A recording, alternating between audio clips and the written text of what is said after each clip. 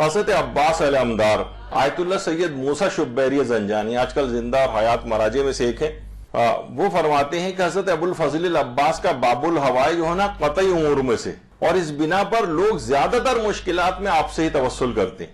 آپ کا باب الہوائج ہونا تواتر سے ثابت ہے۔ امام سجاد علیہ السلام نے فرمایا تھا کہ حضرت عباس کو وہ مقام اور مرتبہ حاصل ہے، اللہم صلی علی محمد وعلی محمد، کہ سب شہداء ان کے مقام کو دیکھ کر ان پر رشک کریں گے۔ تو اتنی زیادہ کرامتیں حضرت عباس کے توسل سے لوگوں کو ملتی ہیں کہ باب الہوائج ہونا ان کا یہ بالکل قطعی امور میں سے۔ آیت اللہ موسیٰ شبیری زنجانی فرماتے ہیں تو ان کا توسل اختیار کیا جائے۔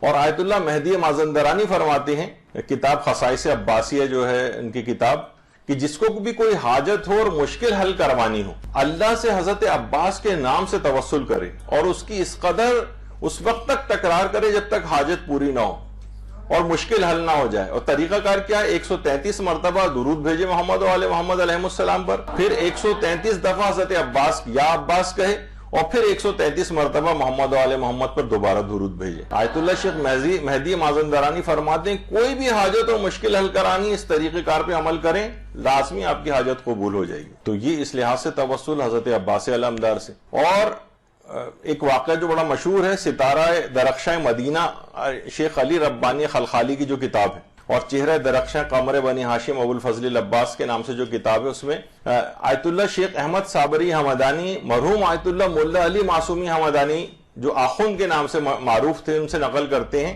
کہ ایک مومنہ زہرا نام کی بے اولاد تھی۔ اس کو ایک دوسری مومنہ نے کہا کہ تم نظر کرو کہ اگر تمہارے ہاں بیٹی کی ولادت ہوئی تو تم اس کا نام ابو الفضل رکھو گی۔ کچھ عرصے بعد اس کے ہاں بیٹی کی ولادت ہو گئی، بچے کا نام ابو الفضل بھی رکھ دیا گیا۔ جب یہ بچہ 15 سال کا ہوا تو اتنا شدید بیمار پڑا کہ اس کی صحت یابی سے مایوس ہونے لگی۔ اس جوان کی ماں زہرا خانم نے شدت کے ساتھ حضرت عباس سے توسل کیا۔ زہرا خانم کو اس عورت نے کہا کہ تم پریشان نہ ہو، جوان صحت یاب ہو جائے گا۔ میں نے خواب میں دیکھا ہے کہ کچھ عورتیں تمہارے گھر میں داخل ہوئی ہیں جن میں مادر حضرت عباس ام البنین بھی ہیں۔ اللہم صلی علی محمد وعلی محمد۔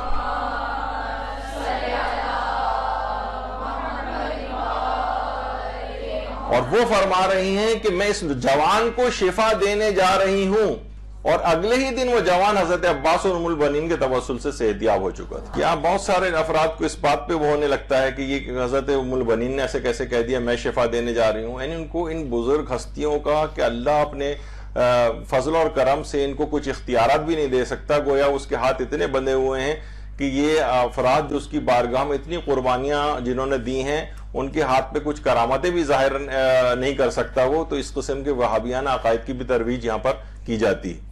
تو بہرحال یہ ان شخصیات کو پروردگار نے بھی کچھ اختیارات عطا فرمائے ہیں جو اس کے اپنے ان کے ذاتی نہیں ہیں بلکہ اللہ کے عطا کردہ ہے۔ تو یہ ان کا پاس جو اختیار ہے وہ اللہ ہی کے اذن سے ہے، اللہ ہی کا عطا کردہ ہے، تو اس کے اندر کون سا شرک کا شائبہ پیدا ہوتا ہے۔